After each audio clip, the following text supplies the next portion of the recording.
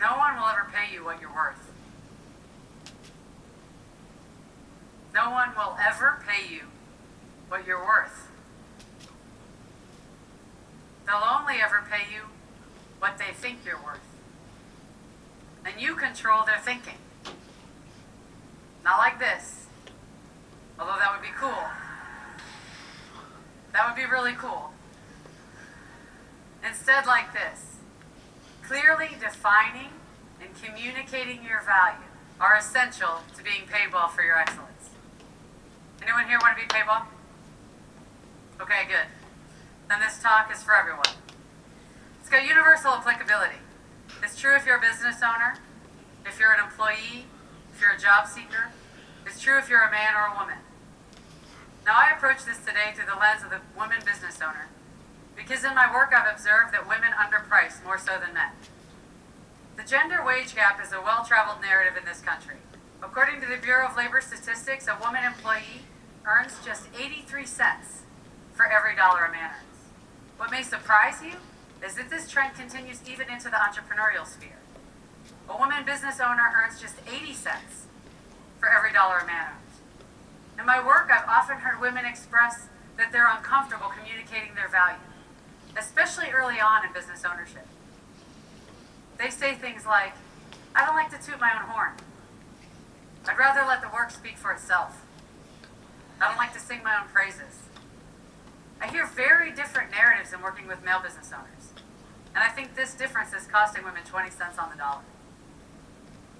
I'd like to tell you the story of a consulting firm that helps their clients dramatically improve the profitability. That company is my company. After my first year in business, I saw the profit increases that my clients were realizing in working with me. And I realized that I needed to reevaluate my pricing. I was really underpriced relative to the value I was delivering. That's hard for me to admit to you because I'm a pricing consultant. It's what I do. I help companies price for value. But nonetheless, it's what I saw, and so I sat down to evaluate my pricing, evaluate my value. And I did that by asking key value questions. What are my clients' needs, and how do I meet them? What is my unique skill set that makes me better qualified to serve my clients? What do I do that no one else does? What problems do I solve for clients? What value do I add? I answered these questions and defined the value that my clients get from working with me. Calculated their return on investment, and what I saw is that I needed to double my price. Double it. Now I confess to you that this terrified me. I'm supposed to be the expert in this, but I'm not cured. I knew the value was there. I was convinced the value was there, and I was still scared out of my wits. What if nobody would pay me that? What if clients said, that's ridiculous? You're ridiculous. Was I really worth that? Not my work, mind you, but me. Was I worth that? I'm the mother of two beautiful little girls who depend upon me. I'm a single mom. What if my business fails? What if I fail? But I know how to take my own medicine. The medicine that I prescribe to my clients. I had done the homework. I knew the value was there. So when prospects came, I prepared the proposals with the new higher pricing and sent them out and communicated the value. How's the story end? Clients continued to hire me and refer me and recommend me, and I'm still here. And I share the story because doubts and fears are natural and normal, but they don't define our value, and they shouldn't limit our earning potential. I'd like to share another story about a woman who learned to communicate her value and found her own voice. She runs a successful web development company and employs several people. When she first started her firm, and for several years thereafter, she would say, I have a little web design company. She'd actually use those words with clients. I have a little web design company.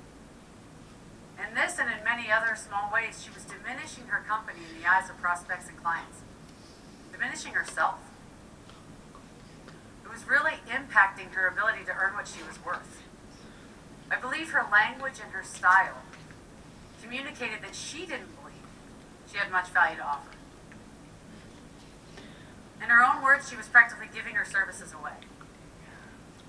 And so she began her journey to take responsibility for communicating value to clients and changing her message.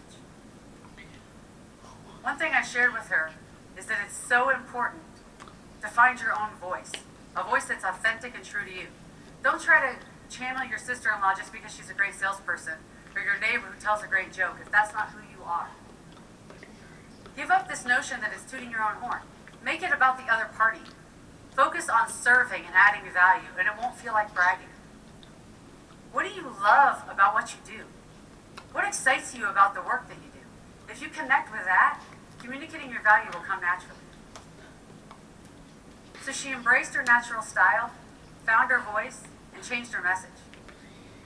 For one thing, she stopped calling herself a little web design company. She really found a lot of strength and power in communicating her message. She's now charging 3 times as much for web design, and her business is growing. She told me about a recent meeting with a gruff and sometimes difficult client who'd called a meeting questioning progress on search engine optimization. She said in the old days that would have been a really intimidating meeting for her, but her mindset was different. She said she prepared the information, sat down with the client, said this isn't about me, it's not personal, it's about the client. She took them through the data, through the numbers, laid out the trends and the progress in her own voice and in her own way, but very directly said, here's what we've done for you. The client sat up and took notice and said, okay, I got it. And she said in describing that meeting, I didn't feel scared or panicky or small, which is how I used to feel. Instead, I feel like, okay,